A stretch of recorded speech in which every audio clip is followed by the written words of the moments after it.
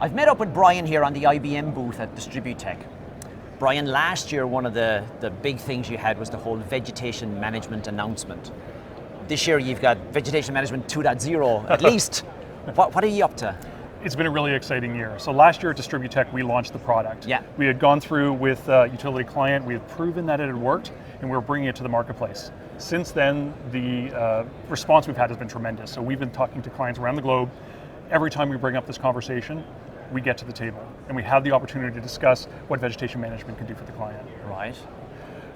What we did last year and what this whole concept is about is how do we look across the entire service territory and find out what the state of vegetation looks like? It sounds like a simple problem. Not just on one feeder line, but not just on one feeder. The whole thing. And what a lot of utilities do today is they'll send out a LiDAR scan, or they might do a drone program or inspection on an area they've already selected to trim. But how do you know that that's the right area to trim? I've got a massive service territory.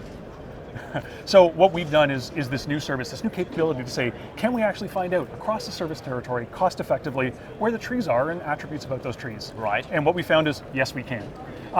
Now the question is, how do we take that insight and turn it into action? How do we use knowledge about where the trees are to make better decisions about where we want to prioritize, where we want to focus our resources? How do we use that information to allow us to do better contracting with the folks who are actually doing the tree trimming? How do we use it to audit the work that's been completed so that we've got that information for regulatory and compliance? So we've had the ability now to work with clients to prove out that we can tell where the trees are. Right. Now we're working with the clients in 2.0 on injecting that into their workflows, into their processes to get the benefit out of that insight. Now, for folks that wouldn't be familiar or following this day in, day out, where do you get the data from?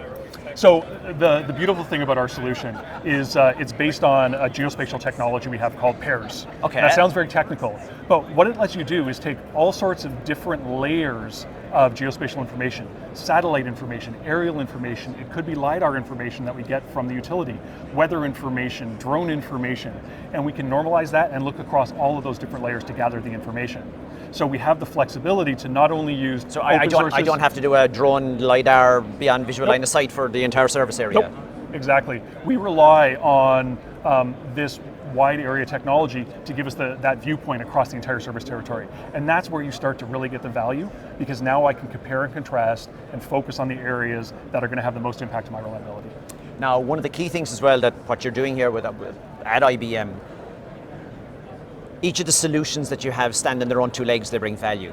But you start getting into the integrated workflows. Yes. So you start talking about vegetation management. We know where we send the guys with the crews, all good. But then you start linking that into, now we can start doing outage prediction.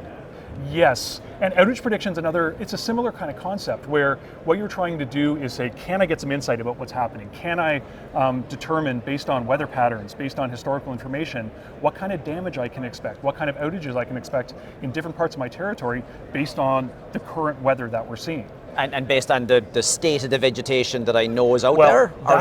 That's the new piece. We've had the ability to do this outage prediction. But what happens at an edge of a season? So for example, we're in the fall, right? The last 5 years, we've had normal weather patterns, the leaves have fallen off the trees.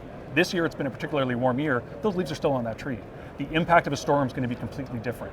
Because the interaction with the wind and leaves, a whole different... Snow on the leaves, it could be wind bigger on surface the leaves, area. but it has a tremendous impact. What if I've trimmed that particular segment since I've had other storms that have come through that area? So now starting to understand what the real physical environment looks like and incorporating that into your outage prediction is that next level of reliability that allows you to really drive outage prediction. So this is the integration of workflows. Exactly. And chatting with Brad yesterday and Mahesh and whatever, then one of them chatting with Vicky this morning about the cognitive customer care we were chatting earlier. Well, if you do detect that, hey, the leaves are on the trees, it's going to snow, the odds of more trees doing bad things is higher, you can proactively, through cognitive customer care, ring them up and say, come here Saturday. Well, and that's the whole thing is, what's your communication strategy? What information do I have to share with my clients? And what you'll find is, if a client has an outage, but they know about it and they're informed about when it's going to get restored, you have much higher customer satisfaction.